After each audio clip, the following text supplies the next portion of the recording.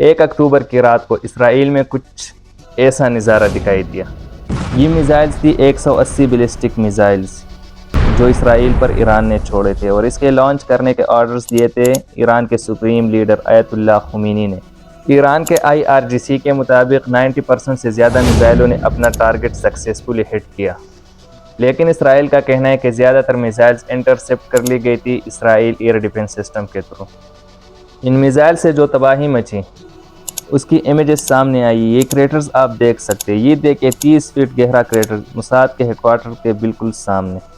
سودن اسرائیل میں ایک ریگستان ہے جہاں اسرائیل کی ملٹری بیس ہے، بہت سے میزائل وہاں پر بھی گرے۔ حالانکہ اسرائیل کا کہنا ہے کہ ان کو منیمل ڈیمیج پہنچا ہے اس حملے سے، لیکن پھر بھی اسرائیلی وزیر اعظم نتن یاہو کا کہنا ہے کہ وہ اس کا جواب دیں گے۔ Iran made a big mistake tonight, and it will pay for it. The regime in Iran does not understand our determination to defend ourselves and our determination to retaliate against our enemies. پچھلے سال Hamas کے حملے سے شروع ہوئی یہ وار اب کئی ملکوں میں پھیل چکی ہے۔ اسرائیل نہ صرف فلسطین پر حملہ کر رہا ہے بلکہ لبنان پر بھی اٹیک ہو رہا ہے۔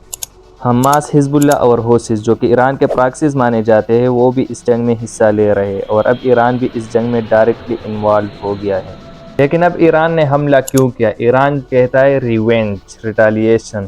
تقریباً 2 ہفتے پہلے اسرائیل نے ایئر سٹرائک کیا تھا سیریا کے کیپٹل سٹی دماسکس میں۔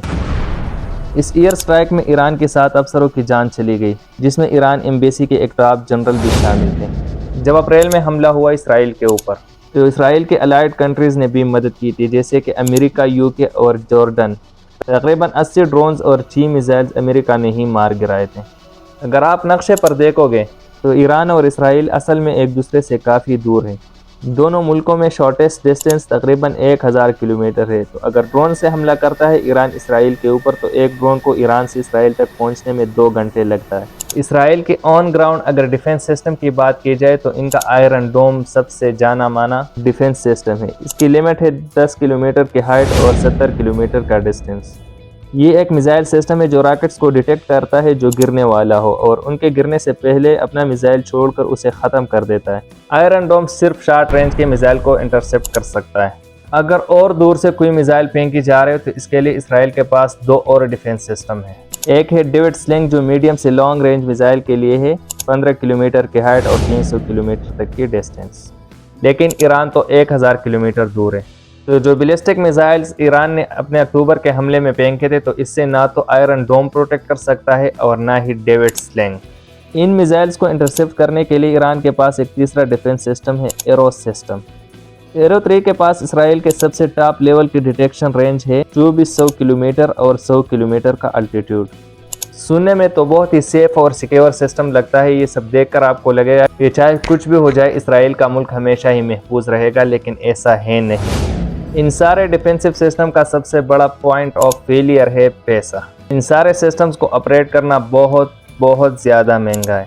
تو آئرن ڈوم سسٹم جو اپنی طرف سے میزائل چھوڑتا ہے، اس میزائل کا نام ہے تعمیر میزائل۔ میزائل کی کاسٹ ہے $50,000۔ دوسرا ڈیوڈ سلنگ جو اپنی طرف سے میزائل چھوڑتا ہے، ایک میزائل کی کاسٹ آتی ہے $1 ملین۔ اور تیسرا ایرو سسٹم جو اپنی طرف سے میزائل چھوڑتا ہے، اس کی کاسٹ آتی ہے کئی $ملین پر میزائل۔ اپریل میں جب ایران نے اسرائیل پر حملہ کیا تو اسرائیل کے لیے ایک دن کا خرچہ آیا تھا $200 ملین۔ اگر حد سے زیادہ اسرائیل کے اوپر بیلسٹک میزائل چھوڑ دیے جائیں گے تو ان کے سارے ڈیفنس سسٹمز فیل ہو جائیں گے، کوانٹٹی کی وجہ سے اور پیسے کی وجہ سے۔ یہی وجہ تھی کہ اکتوبر میں کیے گئے ان حملوں کے بعد ایران کے فارن منسٹری اسپوکن پرسن ناصر کنانی نے بیان دیا تھا کہ یہ سارے سٹرائکس ایک limited act of self defence تھی، اور ویسٹرن کنٹریز کو اس بات کی تعریف کرنی چاہیے کہ ہم نے اس سے زیادہ کچھ نہیں کیا۔ ایران کے پاس جو ہتھیار ہے وہ بھی کچھ کم ڈراؤنے نہیں ہے۔ کچھ میزائل جس کا استعمال کیا گیا اس حملے میں وہ اسٹیٹ آف دی آرٹ تھی، جن کا پہلی بار استعمال کیا گیا، جیسے کہ 2023 کی فتح میزائل۔